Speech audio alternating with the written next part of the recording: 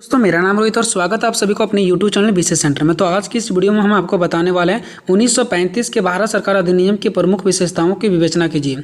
आप यहां पे ये क्वेश्चन का आंसर पढ़ेंगे और इससे ना जाने आपके माइंड में कितने क्वेश्चन का आंसर डेवलप हो जाएगा। ठीक है, मतलब एक क्वेश्चन का आंसर पढ़ो और इससे आपका बहुत सारा क्वेश्चन बन जाएगा। ठीक है, तो देखो ये जो क्वेश्चन है ना, इसको हर एक वीडियो की तरह मैं आपको इस क्वेश्चन को बताने से पहले मैं आपको ले चलता हूँ एक छोटा सा ट्रिक है। ठीक है, उस पर मैं आपको समझा दूंगा सारा। हम इसको कोई ट्रिक नहीं कह सकते, ठीक है, बल्कि मैं आपको थोड़ा सा पीछे ले जाऊंगा और मैं आपको वो चीज़ें समझाऊंगा ताकि आपको पूरा समझ में आ जाएगा। ठीक है, अभी 1935 भारत सरकार अधिनियम क्या है वो छोड़ दो, ये आपका उधर मैंने अभी नहीं गया हूँ। ठीक है, अभी मैं आपको बता रहा हूँ, थोड़ा सा हल्का सा 2 मिनट आपका मैं समय लूँगा। ठीक है, देखो आप सभी को पता है कि भारत में आंदोलन चल रहा था, अंग्रेज लोग हमारे ऊपर क्या कर रखे थे, कब्जा कर रखे थे। ठीक है, हमें गुलाम बना रखे थे ब्रिटिश वाले। ठीक है, बात है 1919 को। ठीक है, जब मॉन्टेग्यू सुधार सम्मेलन किया गया था, इस सम्मेलन में ये कहा गया था, ये सब जितने सारा सम्मेलन बनाया गया था ना, सब ब्रिटिशों के द्वारा। ठीक है, ब्रिटिश हर एक सम्मेलन को बनाना चाहते थे ताकि भारतीयों को हम क्या करें, विश्वास दिला सके कि हम आपके लिए ये सब कुछ कर रहे हैं। ठीक है, और होता क्या वो देखो, 1919 ईस्वी में मॉन्टेग्यू सुधार सम्मेलन होता है, जिसमें से भारत को ये बताया जाता है कि हम हर एक 10 वर्ष में ये छानबीन करेंगे कि कितना ना कानून बन रहा है, कैसा बन रहा है, नहीं बन रहा है, क्या चीज़ हो रहा है, नहीं हो रहा है, कितना फ़ायदा लाभ हो रहा है, इसके लिए कानून बनाइए। ठीक है, मैं आपको शॉर्टकट तरीका समझा रहा हूँ। फिर क्या होता है, 1928 ईस्वी में साइमन कमीशन का एक गठन होता है। साइमन कमीशन का गठन इसलिए किया जाता है कि जो 1919 में कानून बनाया गया था, क्या वो सही रूप से पालन हो रहा है कि नहीं हो रहा है, उसको देखने के लिए, कानून की जांच करने के लिए 1928 में एक साइमन कमीशन बनता है। लेकिन सबसे बड़ा बुरा बात तो ये था कि जो 1928 में साइमन कमीशन का गठन किया गया था ना, इसमें जितने सारे लोग थे ना, वो सबका सब अंग्रेज थे। तो एक तरह से देखें तो 1919 में एक गठन सम्मेलन बना तो वो ख़त्म हो गया। फिर उसके बाद आया 1928 में सम्मेलन। ठीक है, लेकिन 1928 सम्मेलन में सारे के सारे जो लोग थे ना, वो अंग्रेज लोग थे, तो भारत लोगों ने उसका विरोध कर दिया, तो 1928 भी ख़त्म हो गया। फिर उसी टाइम नेहरू रिपोर्ट आया। ठीक है, तो जो 1928 में नेहरू रिपोर्ट बनाया गया ना, इसको जो बनाया गया था ना, अंग्रेज लोगों ने इसको क्या किया, मिटाना चाहा। 1928 का जो नेहरू रिपोर्ट है, इसको अंग्रेज लोगों ने ही खुद मिटा दिया। ठीक है, तो इस प्रकार से तीनों खत्म हो गया। अब इतना कुछ देखते हुए तो जो भारतीयों को वो तो बुरा लगेगा। ठीक है, फिर 1928 के बाद 1930, 1931, 1932 में 3 गो सम्मेलन होता है। पहला गोलमेज सम्मेलन, दूसरा गोलमेज सम्मेलन और तीसरा गोलमेज सम्मेलन। ठीक है, 3 गो गोलमेज सम्मेलन होता है। ये तीनों गोलमेज सम्मेलन में, इस सम्मेलन में भारत का बात नहीं माना गया और उसके बाद आंदोलन बढ़ गया, उसके बाद ये कानून पास हुआ। देखो ये तीनों का तीनों जो सम्मेलन था ना, इसमें एक भी ऐसा बात नहीं था जो भारतीयों के पक्ष में हो, भारतीयों के लिए हो। तो भारत लोगों ने इसका भी क्या कर दिया, इसके ऊपर भी क्या कर दिया, विरोध कर दिया। इस प्रकार से हम देखें तो 1919, 1928, 1928, 1930, 1931, 1932 भारतीयों को कोई भी पसंद नहीं हुआ और फाइनली जाकर के इनका बड़े तौर पे इसका विरोध कर दिया। तो फाइनली जाकर के उन लोगों ने एक भारत सरकार अधिनियम 1935 बनाया और इसमें से भारत के बारे में सब कुछ बताया गया। ठीक है, जब उन लोग विवश हो गए कि अब हम भारत में नहीं रह सकते हैं, भारत के लोग हमसे बहुत आगे बढ़ गए हैं, समझदार हो गए हैं, अब हम इससे जीत नहीं सकते हैं, तो फाइनली जाकर के भारत सरकार अधिनियम एक नाम से 1935 में एक अधिनियम बनाया गया और इससे थोड़ा भारतीय लोगों ने में खुशी मिला। ठीक है, मतलब इसको थोड़ा सा एक्सेप्ट किया गया। तो ये हमें भारत सरकार अधिनियम 1935 पढ़ना है। ठीक है, हालांकि मैं आपको जिस भी लेवल से समझाऊं, ठीक है, इसको ज़्यादा माइंड मत करना। ठीक है, बस मैं आपको एक छोटा सा समझाने का प्रयास करता हूं। हालांकि आपको थोड़ा बहुत अगर कुछ इधर उधर जाकर के भी समझाना पड़ेगा ना, तो मैं वो भी समझाने के लिए तैयार हो जाऊँ यहाँ पे। ठीक है, बट इस टाइप के जो क्वेश्चन मैं आपको बताता हूँ बस समझाने के लिए, इसको आप माइंड मत करना कि क्या सही और क्या गलत है। मतलब कि ऐसा इसलिए क्योंकि कोई चीज़ों हमें अपने लैंग्वेज में बताने के लिए ना, कुछ चीज़ों को हम छुपा देते हैं यहाँ पे। ठीक है, बट मेरा फाइनली आंसर होता है। ठीक है, आंसर को मैं चाहता हूँ कि आपके माइंड में मैं सेट करा दूँ। अब अगर आप लोग नीचे वाला देख लिए, ठीक है, जो मैंने आपको इसके पहले बताया, तो इसके बाद क्वेश्चन आपको बहुत अच्छा तरीके से समझ में आने वाला है। ठीक है, 1935 के भारत सरकार अधिनियम की प्रमुख विशेषताएं देखो। भारत सरकार अधिनियम 1935 2 अगस्त 1935 में ब्रिटिश संसद द्वारा पारित किया गया था। ठीक है, यह अधिनियम ब्रिटिश संसद का सबसे लंबा अधिनियम था। इस अधिनियम में 321 धाराएं और 10 अनुसूचियां थीं। भारत सरकार अधिनियम 1935 को बनाने के लिए देखो, अब 1935 ऊपर से ही उड़ के नहीं आ गया, यह स्टार्ट कहाँ से हुआ था, साइमन आयोग की रिपोर्ट 1928 फिर नेहरू समिति की रिपोर्ट 1928, फिर 3 वो गोलमेज सम्मेलन हुआ था 1930, 31, 32, जो कि मैंने आपको बताया था, तब कहीं जाकर के 1935 का सम्मेलन हुआ था। ठीक है, स्टार्टिंग कहाँ से हुआ था 1919, फिर 1928, फिर 1928, 1930, 1931, 1932। तो साइमन आयोग की रिपोर्ट हुआ, फिर नेहरू समिति की रिपोर्ट हुआ, फिर 3 वो गोलमेज सम्मेलन हुआ, लेकिन भारत इनसे खुश नहीं थे। इसके फिर बाद विवाद के बाद, इतना होने के बाद ही यही सब चीज़ों के सहायता से 1935 में भारत सरकार अधिनियम बना था। ठीक है, क्योंकि अगर ये सब चीज़ें नहीं होता ना, तो फिर 1935 का भारत सरकार अधिनियम नहीं आता। तो कहीं ना कहीं जो पीछे वाला घटना है उसी के तौर पर 1935 की घटना है। ठीक है, तो 1935 घटना के लिए कौन कौन सा इंपॉर्टेंट था? साइमन आयोग की रिपोर्ट, नेहरू समिति रिपोर्ट और 3 गोलमेज सम्मेलन की रिपोर्ट। ठीक है, अब हम डायरेक्टली देखते हैं भारत सरकार अधिनियम जो 1935 है, इसकी विशेषता क्या है। तो भारत सरकार अधिनियम 1935 की बहुत सारी विशेषता है, जो कि आपको नीचे दिया गया। ठीक है, विस्तृत उल्लेख, इसमें विस्तृत उल्लेख किया गया, एक बड़े लेवल पर भी क्या किया गया, इसका उल्लेख किया गया। 1935 का अधिकार काफ़ी लंबा और जटिल था। इसमें 321 धाराएं और 10 अनुसूचित थे। अधिनियम में केवल मुख्य जो होता है ना, मूल्य सिद्धांतों को ही निर्धारित ना करके शासन संबंधित प्राय सभी बातों का विस्तृत विवरण किया गया। इसमें ऐसा सिर्फ नहीं कि मूल्य बातों को जो इंपॉर्टेंट है उसी को रखा जाए, नहीं, शासन चलाने से संबंधित जितने सारे मुद्दा था उन सभी को रखा गया, विस्तृत उल्लेख किया गया। ठीक है, इस भारत सरकार अधिनियम 1935 में विस्तृत यानी बड़े लेवल पर इसका क्या किया गया, उल्लेख किया गया। दूसरा पॉइंट क्या है? प्रस्तावना का अभाव। अब देखो, प्रस्तावना का अभाव का मतलब क्या? इस अधिनियम को बिना प्रस्तावना के पास किया गया था। हर एक अधिनियम को प्रस्तावना के तहत ही पास किया जाता है, लेकिन इस अधिनियम को बिना प्रस्तावना के क्या किया गया, पास किया गया। 1935 अधिनियम के लक्ष्य के संबंध में किसी नई नीति की घोषणा नहीं की गई कि किसी नई की कोई नया नीति है। ठीक है, 1919 के अधिनियम की प्रस्तावना को ही 1935 के अधिनियम के साथ जोड़ दिया गया। मतलब जो 1919 में बनाया गया था ना, 1919 में बताया गया था, जो कि मैंने आपको इसके पहले बताया, मॉन्टेग्यू सुधार अधिनियम। ठीक है, वो अधिनियम इसलिए आया था क्योंकि कौन सा कानून में क्या है, नहीं है, कैसा चल रहा है, नहीं चल रहा है, उसके जांच के लिए। ठीक है, तो 1919 में जो बनाया गया था ना, वही डायरेक्टली जोड़ दिया 1935 में। इसके लिए फिर से नया प्रस्तावना लाने की क्या जरूरत था?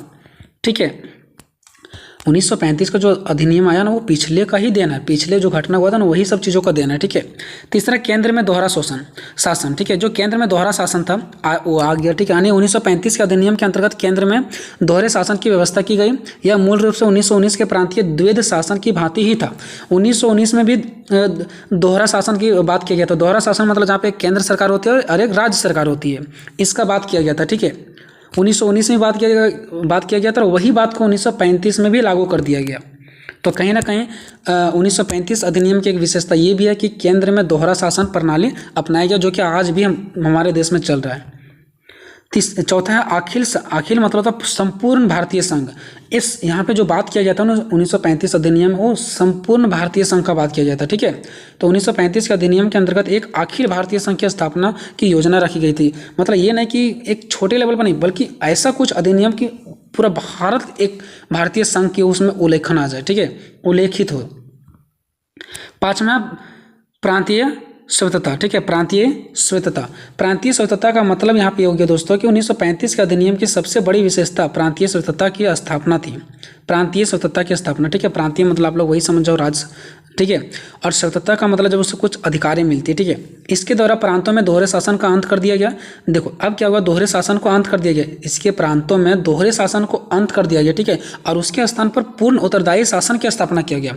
जो दोहरे शासन की प्रणाली था उसको अंत करके एक पूर्ण उत्तरदायी शासन की स्थापना किया गया। ठीक है, उसके छठा है विधानमंडलों का विस्तार। एक विधानमंडल जो उसका विस्तार किया गया 1935 के अधिनियम के अंतर्गत प्रांतीय विधानमंडलों का विस्तार किया गया। ठीक है, केंद्रीय विधानमंडल के सदस्यों की संख्या में वृद्धि की गई। जो केंद्रीय विधानमंडल के सदस्य थे ना, उसमें क्या किया गया, वृद्धि किया गया, उसमें बढ़ावा किया गया। ठीक है, तो कहीं ना कहीं विधानमंडलों का भी विस्तार हुआ। जब उसमें सदस्यों की संख्या बढ़ गया तो कहीं ना कहीं विधानमंडलों का भी विस्तार तो हुआ ना। उसके बाद नेक्स्ट क्वेश्चन क्या है, मताधिकार का विस्तार। देखो 1935 के अधिनियम के अंतर्गत मताधिकार का विस्तार किया गया। मताधिकार मतलब हो गया जो अधिकार होते हैं हमारे। ठीक है, मताधिकार, उसमें भी क्या किया गया, उसको बढ़ावा दिया गया। उसके बाद आठवां संघीय न्यायालय।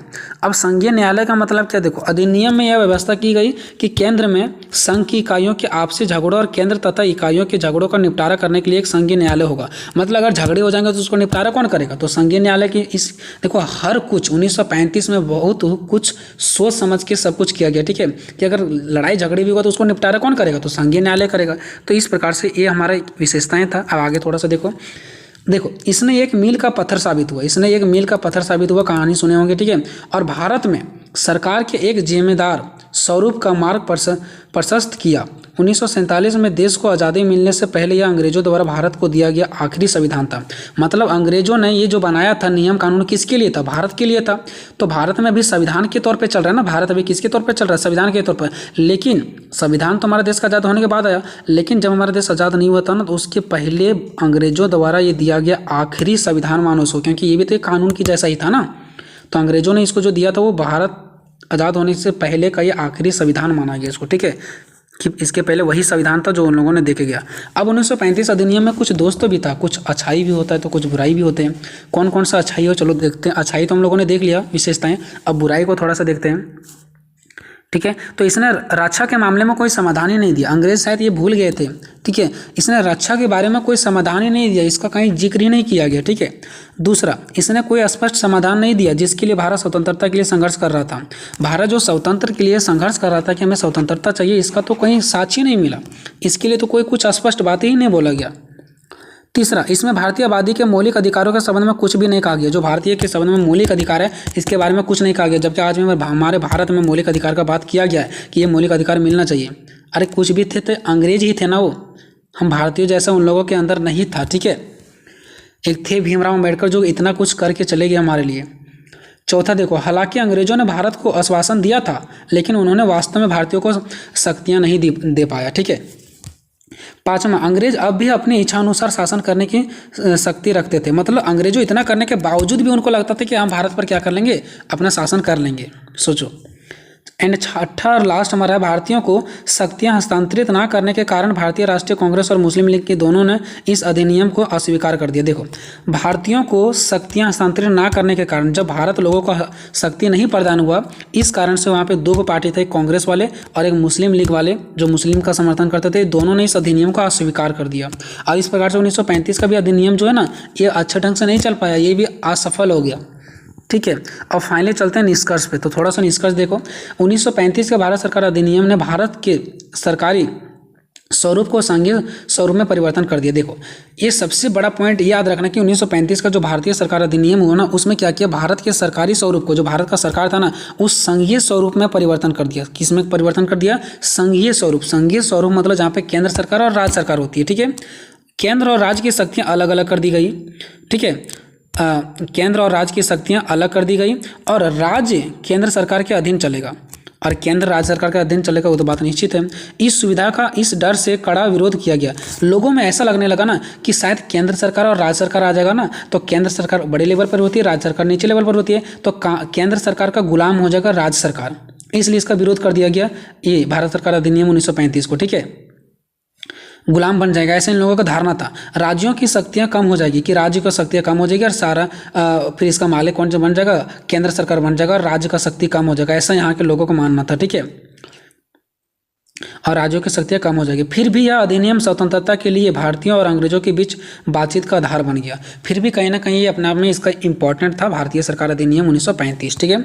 इसके अलावा यह अधिनियम ना तो रक्षा की बात करता है, ना तो राष्ट्रीय सुरक्षा की बात करता है और ना ही देश के लोगों के अधिकारों की बात करता है। सोचो, ठीक है। तो कुछ बुराइयां कुछ अच्छाइयां था, ठीक है, वो तो अंग्रेजों का देन था। तो ये था 1935 का अधिनियम। दोस्तों, ये आपको कैसा समझ में आया, ठीक है, थोड़ा सा मुझे कमेंट करके जरूर बताना, ठीक है, क्योंकि मुझे अपने आप में थोड़ा सा ऐसा लग रहा है कि कहीं ना कहीं कुछ पॉइंटों में आप लोगों को थोड़ा सा अच्छे से समझ में नहीं आया होगा, ठीक है। ऐसा मैं इसलिए कह रहा हूँ क्योंकि देखो, मैं अपने ओर से फुल समझाने का प्रयास किया हूँ, लेकिन इसमें थोड़ा सा केंद्रीय तो संघीय ऐसा कुछ आ गया ना, तो हो सकता है आप लोगों को समझ में ना आए, ठीक है। बट मैं अपने ओर से समझाने का प्रयास किया हूँ, तो आप कमेंट में जरूर बताना कि क्या जो मैं समझा रहा हूँ अच्छा, या इससे भी थोड़ा सा गहराई में जाकर के मैं समझाऊँ। मैं वीडियो को ज़्यादा लंबा करना नहीं चाहता हूँ, ठीक है दोस्तों। और मेरा बोलने का स्पीड कैसा वो भी आप लोग कमेंट में जरूर बताना, ठीक है। मिलेंगे नेक्स्ट वीडियो में, तब तक जय हिंद।